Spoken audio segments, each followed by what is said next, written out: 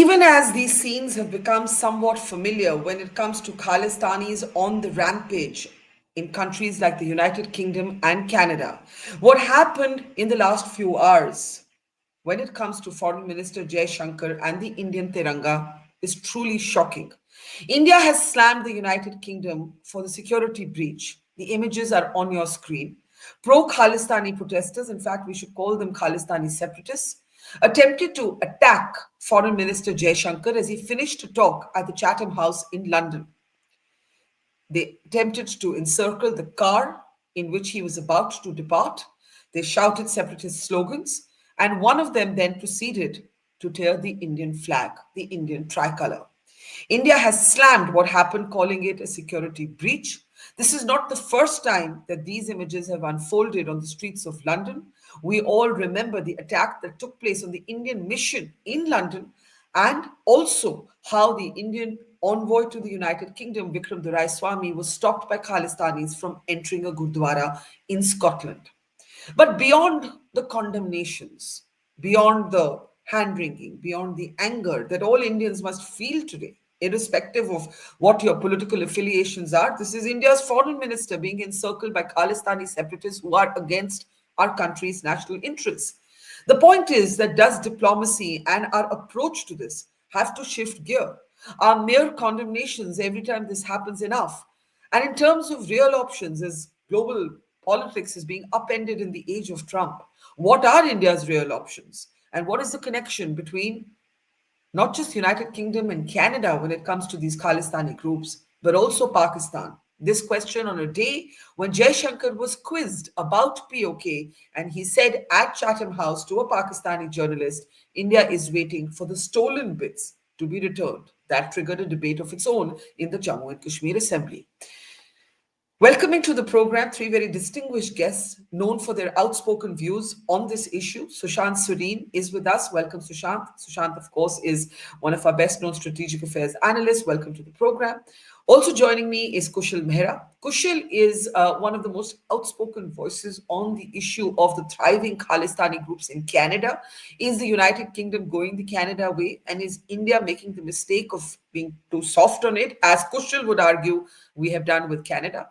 And also joining me is veteran diplomat, Ambassador Prabhu Dayal. Welcome to the program, all three of you. Let me start with you, Ambassador Dayal. The condemnation has come from India. It isn't the first time it's come. We remember a time when the security outside the UK envoy to India's residence was actually downgraded to make a strong statement against our mission coming under attack in London. But the foreign minister getting encircled as he steps into a car outside the very venerable Chatham House, the protesters being able to cross the road, surround the car, the Indian flag, being torn in the foreign minister's presence, the separatist slogans that are that are raised as the foreign minister is trying to make his way out of this crowd. I mean, it's enraging, but should they, India has condemned it. Now what? It's going to happen again because it's happened before. It's happened today. It'll happen again because these groups are able to get away with this in London in the name of free speech. Well, Barkha, thanks for having me on your show. I've seen this footage again and again. And what strikes me as being very remarkable is the fact that the British police somehow allowed it to happen. They were not proactive enough. They could have prevented this man from crossing the street and tearing the Indian flag in front of the car of the Indian External Affairs Minister. But they seemed to stand idly and allow him to run, and he was able to do what he wanted. So I feel that there was a degree of a lack of inaction on the part of the British policemen. But that reflects the sort of attitude which the British government has been adopting in this regard all along. As you rightly pointed out, these things have been happening from time to time. But what we are witnessing is that no action is taken against the perpetrators of these acts. The British know very well who are the people behind it. They know very well who are the people who actually carry out these acts. But do they take any meaningful action against them? I'm afraid not. So it's all allowed to go on in the name of freedom of speech, as our External Affairs Ministry has regretted. And indeed, it is very condemnable. Now, suppose the reverse were to happen. Suppose the Yeah. British Foreign Secretary was here and a group of demonstrators wanted to go and protest right in front of his car. Would this have been allowed to happen? I'm afraid that our security people would have prevented it from happening. And regrettably, the British security agencies did not do enough to keep these protesters away. Let me mention that when I was Consul General in New York, there was a the danger of protests taking place right in front of our consulate, which was on one side of Fifth Avenue. But the New York police always kept the so called Khalistani protesters away. They kept them on the other side of Fifth Avenue. They were not allowed to come anywhere near the consulate. In this particular instance, they came right in front of the car of the Indian External Affairs Minister and created a scene which really will spoil the tone and tenor of the relationship, at least for some time. So I expect that the government of India should take this matter up very forcefully and ensure that the British authorities show that they mean action, that they will be taking action. They know who was this demonstrator. They should arrest him and lock him up. So what we need is action. And I'm afraid that till now, I have not seen meaningful action coming from the British side. And I agree with every word you've said, but Sushant, the question then is, as we look towards the United Kingdom for meaningful action, the man who stood in front of Jaishankar's car to be taken into custody, we've been in this moment before. There is great deja vu when it comes to the United Kingdom, when it comes to Canada in these moments. As I said, the Indian mission there's been an attempted storming of the Indian mission and the attempt to put Khalistani flags there, replace the Indian tricolour. The Indian High Commissioner to the United Kingdom, Vikram Doraiswami, was stopped from entering a gurudwara. Please note the irony. We have downgraded, as I mentioned in the past, the security of the UK envoy to India. What are India's options, and do you think that this condemnation, this cyclical condemnation, is no longer enough? And if it's no longer enough, what else can be done? So, Barkha, look, what happened was a deliberate move and it was permitted by the British authorities. And I say this with all the gravitas I can summon and without indulging in any conspiracy theory. Because for a very simple reason, first time it happens, it's chance. Second time, it's a coincidence. Third time, and multiple times, it's enemy action. And very clearly, this the British have been doing ever since. But look, if I was a Britisher and I am a past master in dishing out these kind of slights, these kind of insults on a former colony like India, and I still have that superciliousness which the Brits have about them, uh, I'm entitled to do it because, after all, what are the consequences coming from India? Uh, have we called off our trade talks? Have we said that, okay, fine, enough is enough? This is a very clear security breach. And as the ambassador very correctly says, there was this very chummy kind of an attitude of the cops out there. Maybe it's because their boss is a Pakistani. I don't know what the reason is. Maybe because the whole state is, under the Labour government is very, very. They've always been pro-Pakistan. They've always supported Pakistan in all the wars which have been fought between India and Pakistan. And just this was not the only thing which happened. Just yesterday, deliberately, there was a meeting apparently in the House of Commons or whatever their goddamn parliament is called, where they were discussing Kashmir and India and stuff like that. Very deliberate slight given to the Indian foreign minister, and this is like used as a pressure point against us. So the question then I have to ask my government is, what are you going to do about it? Are you just simply going to continue through these diplomatic motions that we have condemned something and we don't want this, we take a very dim view of what is happening, and there are no consequences visited upon the Brits? And because until you do that, forget the Brits. You don't do it with the Canadians. You don't do it with anybody. And if you're not going to do this, and if you're not going to tell these characters, these third-rate, third-world countries from Europe, that look, there are certain red lines that you do not cross when it comes to India. Criticism, all of that is all very well. And for the Brits, especially under this fascist Labour government, which puts people in prison simply because of a tweet or simply because of raising an issue which these guys find politically inconvenient, for them to tell us that there is freedom of speech and freedom of expression and freedom of demonstration, that's bullshit, right? So I am afraid we have called this upon ourselves because there's really no pushback. There are no consequences visited upon these guys. And then, we can keep talking about it in your show and multiple other shows, but it means nothing to nobody because the Brits are not going to change their very cunning and slimy approach to international diplomacy, which they've been past master. This is the only relevance left. Their only relevance in the world today, in the world of international diplomacy, is their sliminess. What else do they bring to the table? They're a bankrupt country. They have nothing that they sell anybody. Nobody wants to, even Europe has shunned them. So what do the Brits bring to the table anyways? Apart from Can nostalgia I of globalism. can I ask you? You say that you've said with responsibility that you believe that this was deliberate. It was enabled almost, not just mishandled, but enabled by the British police. And then you say, is this because their boss is of Pakistani origin? I assume you're talking about the mayor of London. In this context, Sadiq Khan. When you say it is deliberate and not just mishandled by the police, what do you mean, Sushant? The Brits have been, don't the Brits know what these guys are up to? Don't they know what their linkages are?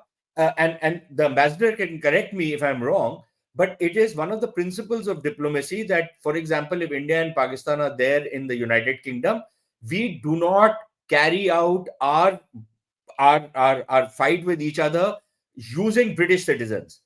Aren't the Pakistanis hobnobbing with the Khalistanis on a daily basis? Don't their officials meet the ISI guys and their regular diplomats meet these Khalistanis, encourage them, have developed liaison with them inside Pakistan? Is the British intelligence so incompetent that they don't know what the hell is happening?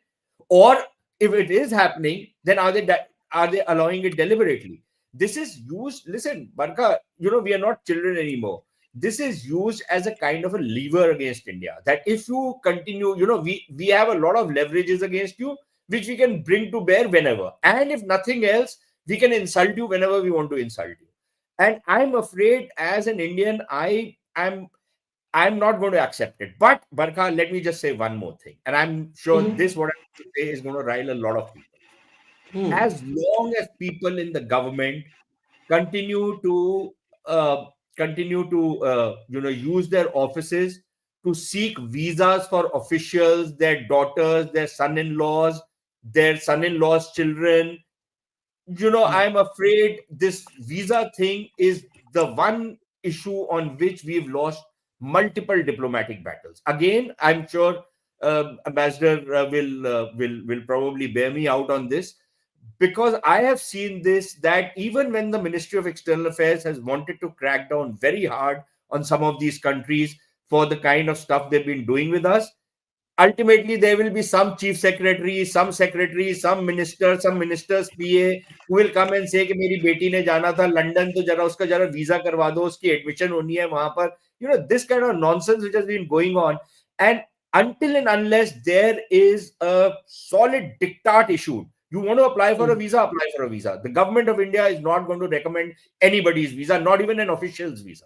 If they don't want to give Okay. it, we but this Okay. nonsense has been done to death, and I really hope this stops. Okay, Sushant made this point about Pakistanis hobnobbing with the Khalistanis. I think there is study after study, even if you don't apply common sense, that empirically shows the connection between Pakistani ISI-backed groups and Khalistani groups in both the United Kingdom, the United States, and in Canada. This is a statement of fact, not a statement of interpretation. Before I come to Kushal, what is ironic, I don't know if that's the correct word, what is ironic is that Jaishankar, inside that same building, outside of which this happens, is asked a question about POK by a Pakistani journalist. Here's what happens next. I'm only bringing this in because there is a clear linkage between Pakistan's deep state and Khalistani groups. But let's see what Jaishankar says on Jammu and Kashmir and POK. There are 1 million soldiers stationed in Kashmir to control 7 million Kashmiris. So what are you going to do about the Kashmir problem? Okay, You haven't spoken about it. Can we just capture the question there? Thank you. And there was a similar one from Nick. Oh, okay. Look, on Kashmir, actually we have done, I think, a good job solving most of it. I think removing Article 370 was step number one. Then restoring growth and economic activity and social justice in Kashmir was step number two. Holding elections, which were done with a very high turnout, was step number three. I think the part we are waiting for is the return of the stolen part of Kashmir, which is on the under illegal Pakistani occupation. When that's done, I assure you, Kashmir solved. When that's done, I assure you, Kashmir, all of these concerns that you've raised will be over. Kushal, smartly, eloquently, firmly handled by the foreign minister, then he steps out of the same building. And the Khalistanis, who are meant to be across the street and cordoned off there, are actually able to cross the street, surround his car. One of them attempts to lunge for Jaishankar, who's of course safely inside the car by that time. The flag is torn, the slogans are raised. We've been in this moment before. Mr. Jaishankar is, as I said, very eloquent inside on the issue of POK and JNK and 370. And then he comes out and this happens. And we can't ignore the Pakistan connection. I totally agree with Sushant. But do you agree with him that the cyclical sort of season of condemnations isn't doing anything either? Yeah, 3 points. There's a leaked Home Office report of the United Kingdom. I think Indian media has also covered it, where one of the 9 threats is Khalistani extremism. This was reported quite, extensively in our media circles too. It was reported in British media too. Point number 2, I don't know how many of you saw Mocha Bazirgan's coverage, where it was very interesting to see that the Khalistanis who were interviewed by Mocha, one of them says, Justin Trudeau is our Jathedar. In the district of Khalistan, we will put up a statue of Justin Trudeau. I'm sorry, there is a Canada connection in this also. So I just had to say, they were raising slogans in favor of Jathedar Justin Trudeau. So this is how things are. And point number 3, I think it's time to make that bathroom outside the British consulate, which they were objecting to. I think Sushant will give me 100% backing in this. वो जो bathroom हम लोग ने Sushant decide किया था नहीं बनाने का, उसको बना दो अभी इन लोगों को. Yeah, I don't know how many of you remember in 2023 when that flag incident had happened outside. So see, this is the classic Indian response. We decided to make a bathroom outside the British High Commission, and the British was like, "यार ये मत करो, तुम लोग cheating करते हो, ऐसे मत किया करो." But the point is, on a very serious note, how many times am I gonna say this too, Barkha? We just don't. There is no response from the Indian side. I mean, we are the quintessential Kadi Ninda turtle who keeps doing Kadi Ninda on a daily basis. I mean, who cares about Kadi Ninda? You know what we should do? We should tell the British people that bhai, and India, see, who cares? मैं तो openly बोल रहा हूँ, 10,000 लोगों को 1,000 रुपया दो, British high commission के बाहर जाके उनकी बैंड बजा दो. ऐसे धरने लगाओ, इन लोगों का जीना हराम कर दो, बाहर नहीं निकले, अंदर नहीं निकले, बैठे रहे अंदर, बैठे रहो अंदर. See, but what would you have the government do? What would you have the government do beyond Kadi Ninda? I mean, what would you have them do? Be specific. What would you have them do? First of all, any person who has Khalistani affiliation, just like in the Canadian case where we have made some progress, I don't know if Sushant would agree with me, but on the Canadian case, I believe there is actual tangible progress being done by the government of India in terms of specifically finding out who are the pro-Khalistani elements, and they are not allowed to enter India. I think we've been lax as far as the British case is concerned. We should be very... See, I have always maintained Canada, Australia, New Zealand, England, America. These 5 countries, they use the Khalistani issue like a negotiating tool as far as their foreign policy thing. Now with Trump, things have changed in America, But before Trump, I'm talking about the American foreign policy was very consistent. All these nations use Khalistan as a bargaining chip. It's more like an annoyance. India should draw the line. Okay, आपको करना है, आप करने दो. आपको जो करना है, करने दो. You create a ruckus outside our minister's convoy. We will create a ruckus outside yours. Principle of reciprocity. You create problems in our consulates in your countries. We will create problems in your consulates in our country. Point number 3. Anybody who is a British passport holder who's living in England and is Khalistani adjacent or Khalistani supporter, best of luck, you will never come to India. And your relatives in India, unki sari property ke upar government ka pura adhikar hai. Now jo karna hai kar lo. So, Ambassador Prabhu Dayal, I mean, I don't know if creating counter tit for tat problems outside British consulates and commissions in India is the MEA's domain. But I think what both Sushant and Kushal are saying is that this condemnation isn't getting us anywhere. Now, obviously, I understand that not everything is said on camera unless you're Donald Trump. There are things that are said behind camera. But Sushant says, look, UK and India are in the middle of negotiating a trade agreement. Right? This is the moment to walk away from that. India's foreign minister has been heckled, encircled, almost attacked by Khalistanis who have not even the British police. I mean, either we believe they're incompetent or we believe that this was deliberate. It depends on your point of view. Sushant says it's deliberate. The British police are not even able to stop them at a safe distance from the car. This is a basic fundamental security breach. Should we be continuing as normal with the UK in this context is the question being raised by Sushant and Kushal. What would you say, Ambassador? Well, I think that tough action are needed on our part. And I agree that we have not been tough enough in sending across the messages that we want to and that messages that we ought to. Now, Mr. Sareen was absolutely right. You know, the External Affairs Ministry, when I was part of it, I found that we were always approaching the different embassies and high commissions here to help with securing visas for the children or relatives of important people. And now if you're currying favor on these issues, it compromises your ability to act tough when the need arises. So as Mr. Sareen suggested, the External Affairs Ministry should adopt a policy that we will not seek to intervene in regard to visas of private individuals or even officials, simply because it's up to the host government to give it or not, and we are not going to compromise our ability to be tough when required. Now, as regards this issue of carrying out demonstrations in front of the British High Commission, as Mr. Kushal suggested, you know, there are some limitations, unfortunately, because under the Vienna Convention on Diplomatic Relations, we are required to provide adequate protection to the concerned diplomatic mission, and we might be. But they aren't following. But they aren't. No. But so they aren't following that. They are not able to. Or right now, we have to take tough action on our part also. Now, let me mention that it's not that in regard to the happenings in London, we haven't done anything.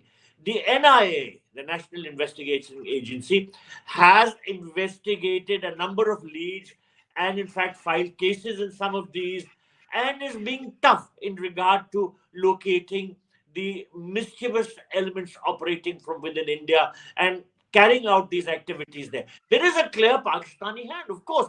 I was posted in Pakistan in the early 1980s and I saw firsthand how the Pakistanis were directly abetting the Khalistan movement. There used to be the jathas of Sikh pilgrims who used to visit Nankana Sahib and Panja Sahib.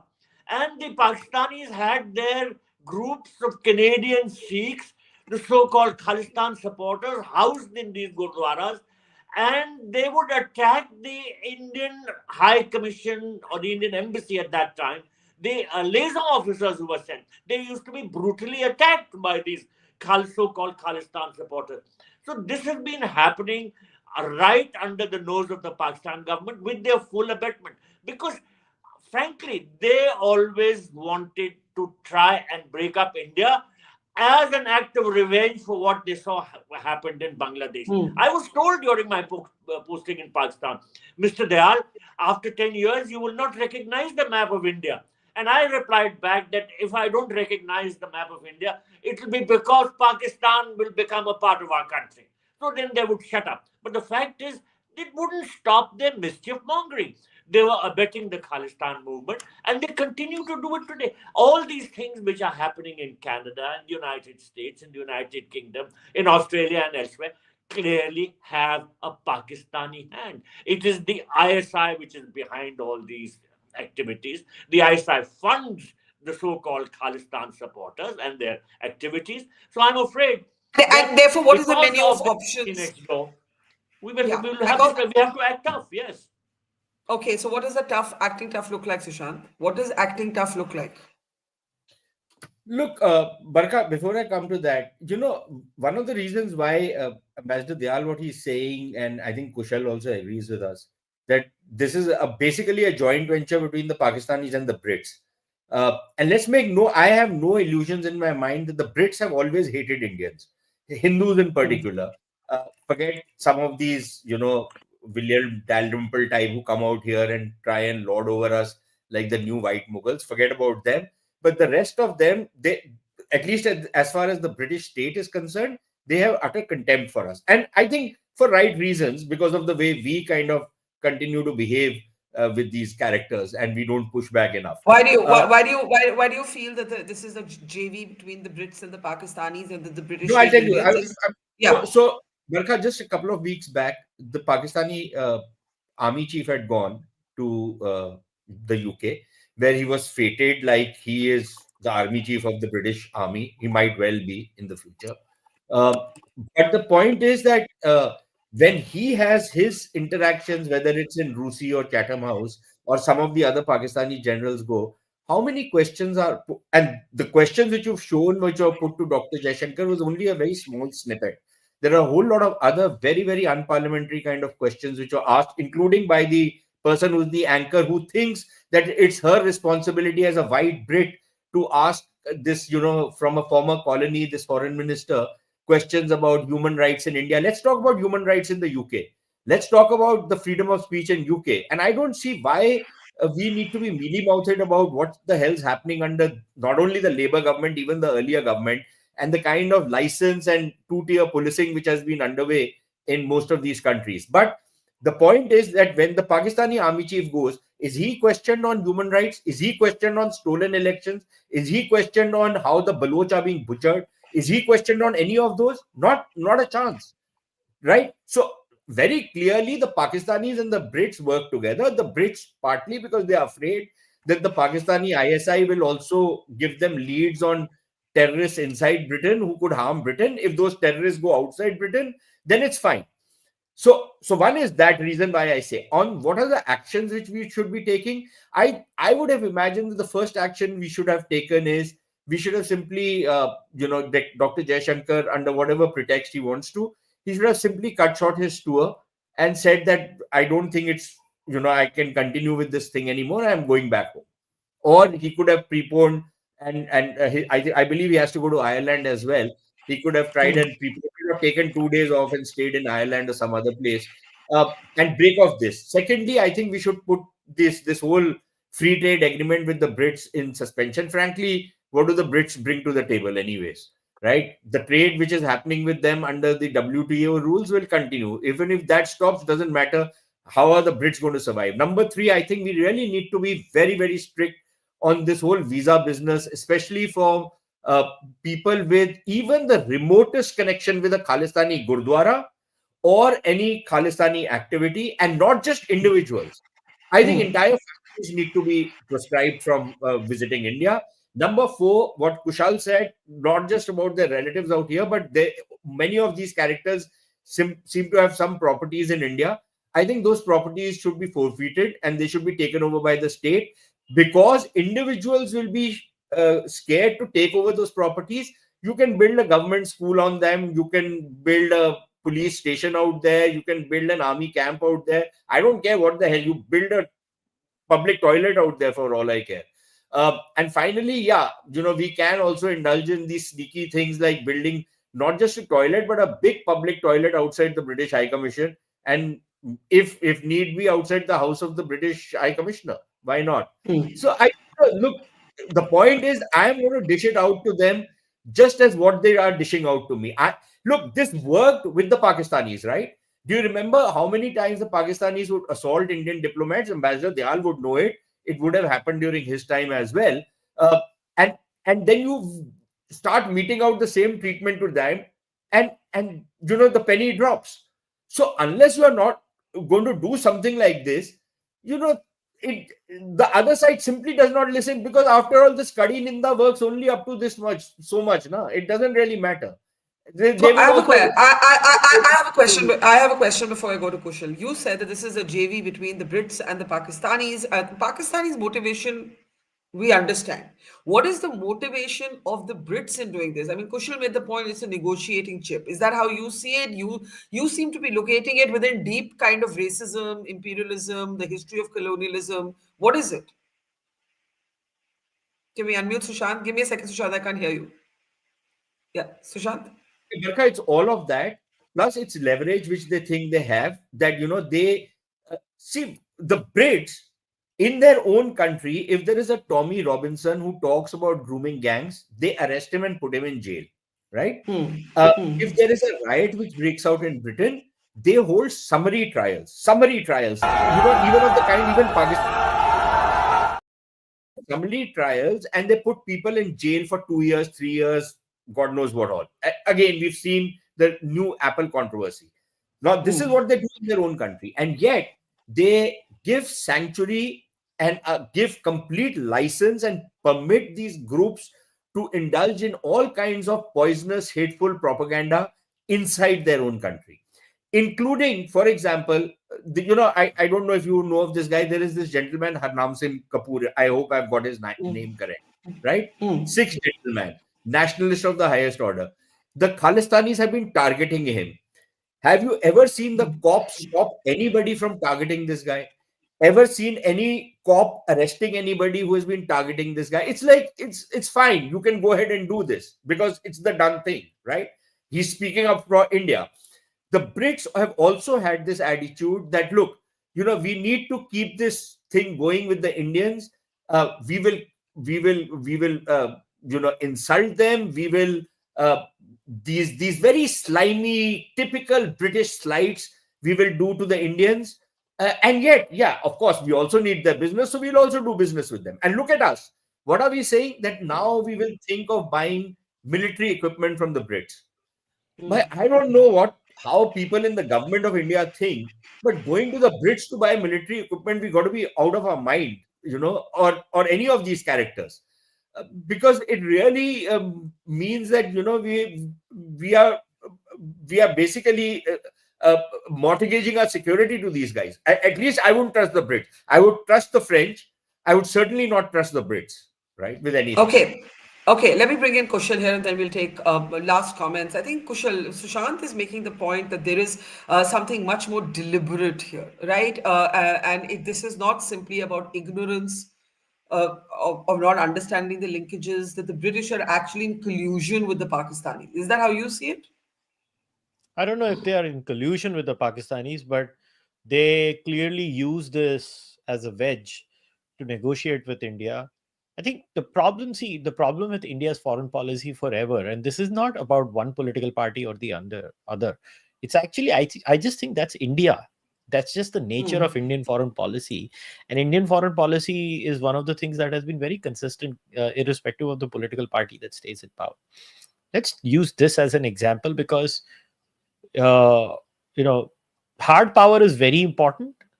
And through hard power comes soft power. See, people are often confused soft power as this almighty thing. There is no such thing as soft power. There is only hard power, and everything is downstream from that. Now, just recently, in February, IPL teams pumped 3,257 crores approximately in a British cricket tournament. You know what India should do? India should tell these corporates, cancel karo. Next time agar aisa kuch kiya na, cancel karo. Nikalo paisa in logon mein se. और ज्यादा किया ना 4 English players को IPL नहीं खेलने दो. ये सब करना पड़ेगा बरखा. And these are ways of arm twisting. You think the Americans don't do that? The Americans are past masters at that. कुछ नहीं, 4 कॉन्ट्रैक्ट इसके यहां बंद कर दो, 5 कॉन्ट्रैक्ट उसके वहां बंद कर दो. I mean, the CIA has been on record to make serious investments in cinema. And are we that naive that we are not going to do that? Listen, I'm not saying we don't aspire to do that. My problem is we only keep aspirations. We don't do it. मेरे जैसा आदमी तो openly बोल देता है, नहीं डालो 3,000 करोड़, भेज दो इंग्लैंड. अभी बांग्लादेश के साथ किया ना बरखा. We have a case in point. Bangladesh acts smart with us. Do you know no Bangladesh player is playing IPL for since then? Do people are people aware of that? Do you know how much of a problem that is for the Bangladeshis? Are we that naive that the Indian state did not tell the BCCI कि ए बांग्लादेश वालों को खेलने नहीं दे? We can do that with the English too. Who cares? Like, just no. नहीं खेलना, जा बैठ जाओ उधर तू. Ambassador Dayal, lots of very non-diplomatic options from both Sushant and Kushal, and let me list some of them. Jaishankar should have cut his tour short. There should have been a much more visible statement of protest than an MEA readout or an MEA statement. Walk away from the FTA negotiations. And Kushal takes it, several steps further and says, look, you can use cricket, sports. Just tell the Brits, no more UK players in IPL. We've done that with the Pakistanis. He's now mentioned Bangladesh. There could be two views on that. You punish people who are not involved in decision-making of their governments. But I think what he's saying is, tough luck. That's realpolitik. And if nothing is changing, then you've got to look at some of those options. Do you believe FM Jaishankar should have cut short his tour? Well, frankly, I don't know whether Mr. Jaishankar could have cut short his tour. But we can certainly put a freeze on high-level interaction going forward. We should not have any high-level meetings at the level of ministers. We should just put a freeze on the relationship and make it clear that we are doing so because we are extremely unhappy about how pro-Khalistan supporters, abetted by the Pakistani establishment, have been carrying out anti-India activities with such freedom in the United Kingdom. And we should make it clear that unless we see visible action being taken by the British authorities against these so-called Khalistan supporters, against people who have been creating mischief against us, we will not do anything which would appear to indicate that we have a strong interest in the relationship. We should put a freeze going forward. As far as the free trade agreement, let it lie in limbo. We are not interested in having a free trade agreement, as some other panelists have said, with a country which openly encourages anti-India activities. So looking ahead, we should be tough. Forget about whatever happened if Jaishankar didn't cancel his visit or didn't holiday in Ireland. I mean, he would know what is best. I'm no one to prejudge. But looking forward, my advice would be freeze the relationship, nothing high level to go on with the United Kingdom unless we see visible action taken against anti-India mischievous elements. Right. Let me get quick comments from Kushal and Sushant on that. Sort of Vishisht in our audience says, the empire and the jewel in the crown hangover has never ended for Britain when it comes to India. Global Britain is an oxymoron to wield influence in the former colonies. Freezing high-level engagement is the path ahead. Sushant, what do you say?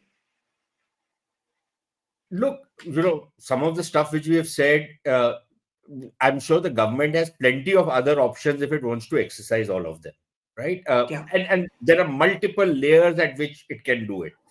But Barkha, I think it's important to flag out one thing.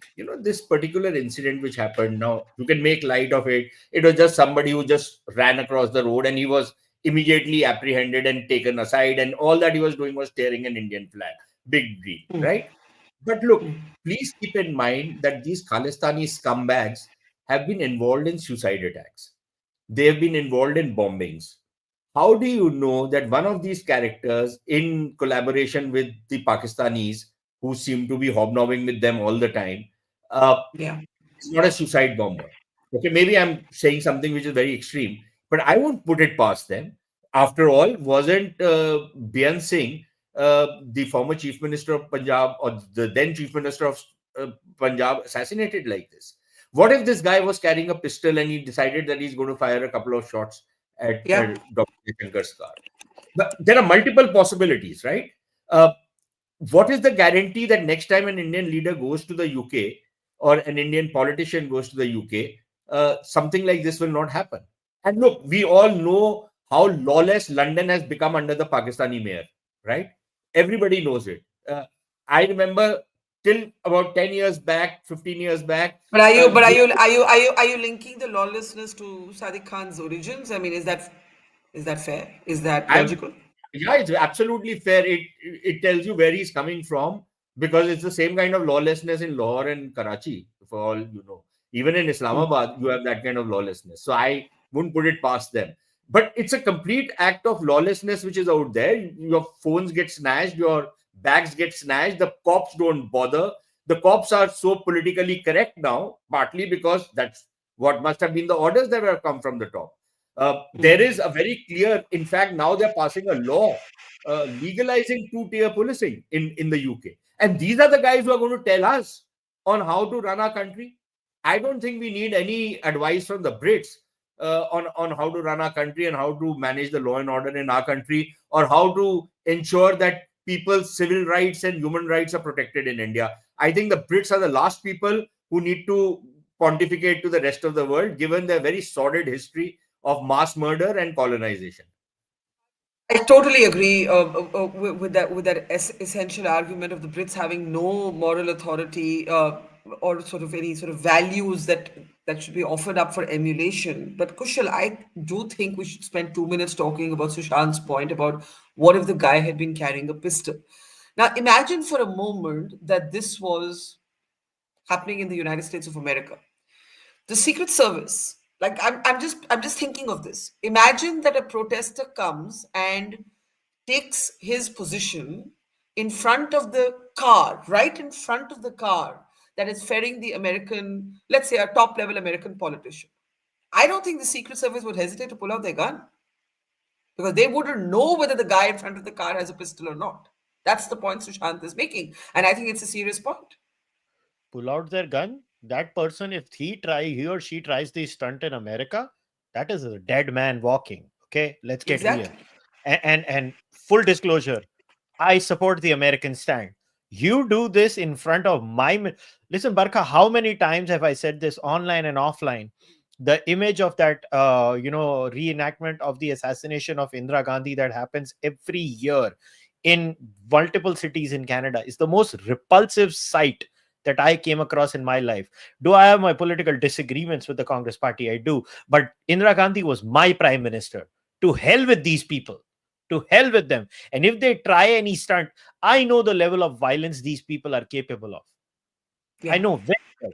You just have to live in those areas where these people are to know the kind of violence these people are capable of. And we should not take this lightly. My biggest problem in this entire episode is every single time India can see, I understand that we have less bargaining checks with America. Okay, let's get real. Every relationship has a balance of power kind of a thing where somebody has the upper hand, somebody has the lower hand. यार हम Canada और UK के साथ ये करेंगे? तो यार बस कर दो यार, मतलब यार क्या है ये? क्या देश है ये? क्या देश है? मतलब seriously I am sorry, Canada और यूके के साथ भी हम ऐसी बातें कर रहे हैं. मेरे को तो मैं कोई पॉलिटिशियन तो नहीं, मुझे तो कोई शर्म नहीं आती है बोलने में. जो लोग होंगे उनको शर्म आती होगी. यार सीधी सी बात है यार, दे आर लाइक अभी क्या बैठो साइड में जाके यार तुम. This is a big boys table. तुम्हारे see they deserve to be treated how like Trump treats them. वो बोलता है बैठो तो बैठ जाते हैं, खड़े हो तो खड़े हो. ट्रम्प नचा रहा है ना उनको. क्या कर रहा है ट्रम्प? उनको नचा ही रहा है. Yeah, Trump calls Trudeau Governor Trudeau. I had a call with Governor Trudeau. Yeah. Good point there about, in America, this guy would have been a dead man walking. Ambassador Dayal, closing word to you. They deserve to be treated the way Trump treats them, right? That's not in India's, I would say, diplomatic DNA. It's just not how diplomats like you are trained.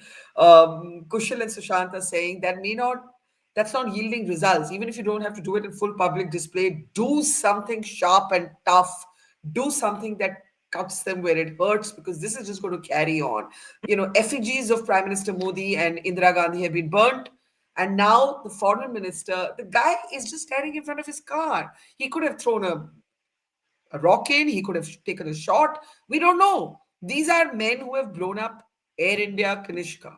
These are men who have killed the Chief Minister of Punjab. These are not free speeches. Let's make no mistake. Well, I agree. Only words will not do.